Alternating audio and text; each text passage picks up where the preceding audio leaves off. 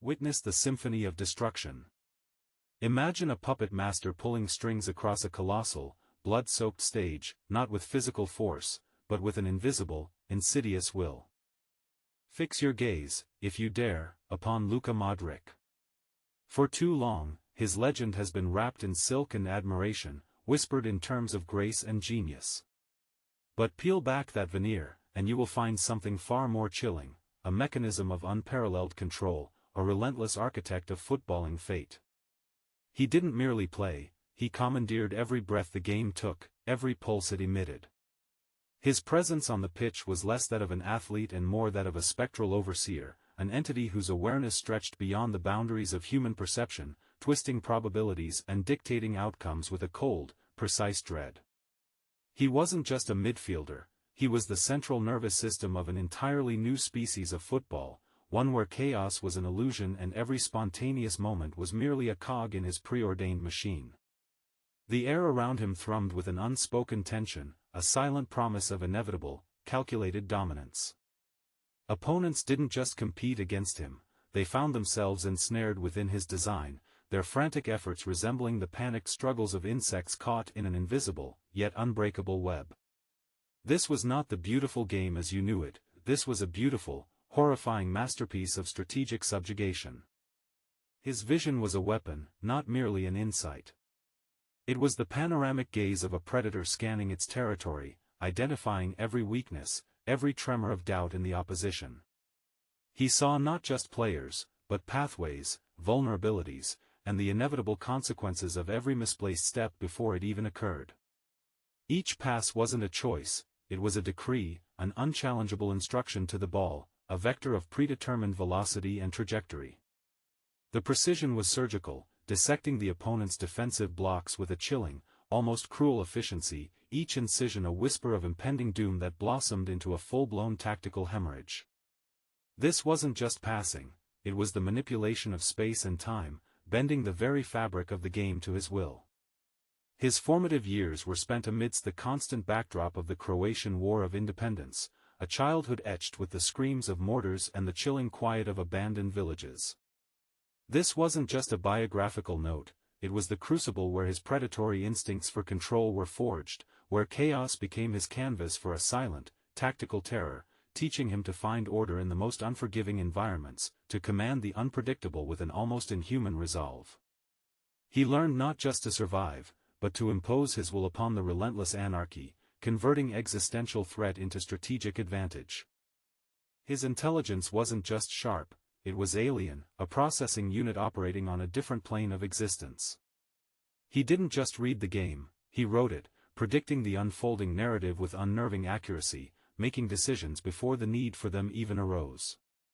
His mind was a labyrinth where opponents invariably became lost, their intentions revealed and their movements anticipated with a terrifying clarity. He saw patterns invisible to others, a chess grandmaster playing 20 moves ahead on a shifting, dynamic board. Scout reports frequently dismissed him for his diminutive stature, seeing a lack of physical presence, an oversight that would prove to be one of football's most catastrophic misjudgments. His small frame became his ultimate camouflage, a dangerous invisibility that allowed him to slip through defenses, an insidious ghost haunting the midfield before delivering a lethal strike, proving that true power resided not in bulk, but in the unseen calculations of a truly formidable mind. He was a silent, unassuming threat, underestimated until it was far, far too late, his quiet efficiency more terrifying than any brute force. As a conductor, Modric was less a guiding hand and more an absolute dictator, every gesture an unchallengeable command, every twitch of his boot an edict that resonated through his entire team. He didn't just lead, he orchestrated them, transforming individual players into extensions of his own will, a single, terrifyingly efficient organism. His teammates moved with a synchronous, almost robotic precision, each finding their place, each executing their role with an uncanny understanding that bordered on telepathy. It was less a collaboration and more a total assimilation, where the collective became merely a magnified reflection of Modric's singular, dominant intelligence. Opponents faced not 11 individuals, but a hydra, each head controlled by the same terrifying, calculating brain at its core. The harmony was not of shared passion, but of absolute submission to his strategic superiority. He didn't inspire, he compelled, forcing every element of his side into an unyielding alignment that left no room for error or improvisation outside of his rigid, flawless framework. Modric transformed the midfield into an art form, but not one of beauty in the conventional sense. It was an art of dissection, a surgical operation performed with chilling elegance on the opponent's very core. Every movement had purpose, every touch had intent, each pass a cold, calculated strike designed to sever connections, dismantle structures, and leave the adversary strategically bleeding. He didn't merely control the ball, he controlled the flow of the entire match, manipulating tempo, momentum, and space with an almost supernatural deftness. He could accelerate the game into a dizzying blur, overwhelming defenses, or slow it to a suffocating crawl, lulling them into a false sense of security before unleashing a sudden, devastating surge. Modric once revealed he developed his distinctive outside-of-the-boot passing technique partly out of necessity on smaller, crowded pitches in his youth, learning to bend trajectories where others saw only walls. This wasn't merely a skill born of circumstance, it was the genesis of an alien perspective, a way of seeing and manipulating angles that defied conventional geometry, creating portals to destruction only he could unlock, an uncanny ability to exploit blind spots and reveal hidden weaknesses. The Ballon d'Or, that golden orb, recognized not just success, but mastery and class in its purest form. Yet, for Modric, it was less a trophy of triumph and more a chilling testament to his absolute, unassailable dominion. It was an acknowledgement of his status as the apex predator of the footballing ecosystem, the ultimate hunter who had perfected his craft to an unprecedented, terrifying degree.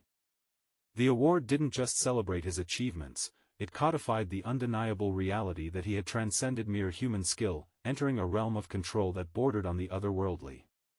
He had not just won games, he had won minds, broken wills, and reshaped the very definition of what a midfielder could be, or rather, should be.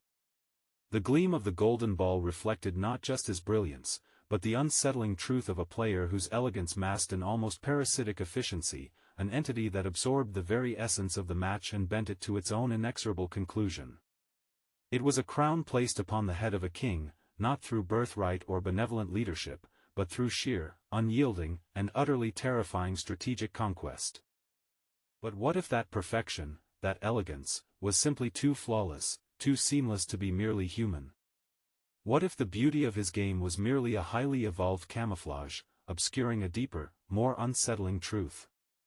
His movements, always fluid, always precise, sometimes carried an uncanny, almost unnatural grace, a lack of human hesitancy or error that hinted at something else, something beyond mere training and talent. The way he seemed to anticipate every play, not just read it, felt less like intuition and more like an internal, pre-programmed certainty. The unrelenting endurance, the unwavering focus through 120 minutes of high-stakes combat, it begged the question of what truly powered such a mechanism. Was it sheer willpower, or something else entirely? A whisper started in the darkest corners of the footballing world, hushed theories about the source of his impenetrable aura, the genesis of his terrifying command. The very air around him often felt different, charged with an unspoken energy, a static hum of control that permeated the pitch and silenced the roar of the crowds into a collective, bewildered gasp. And then, the truth, festering just beneath the surface, began to ooze forth. It wasn't his human brain, his human heart, that orchestrated this terrifying ballet. No, it was something far more primal, far more ancient, something that had found a symbiotic host in Luka Modric. His vision, his endurance, his intelligence weren't just attributes, they were the manifest symptoms of a parasitic organism, a microscopic fungal network that had woven itself into his very nervous system, subtly enhancing, altering, and ultimately controlling his every fiber.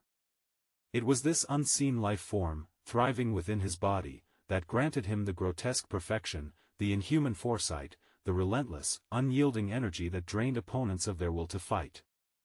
His outside-of-the-boot passes weren't just technique, they were the precise, organic extensions of this network, bending reality on the pitch like a fungal tendril seeking purchase.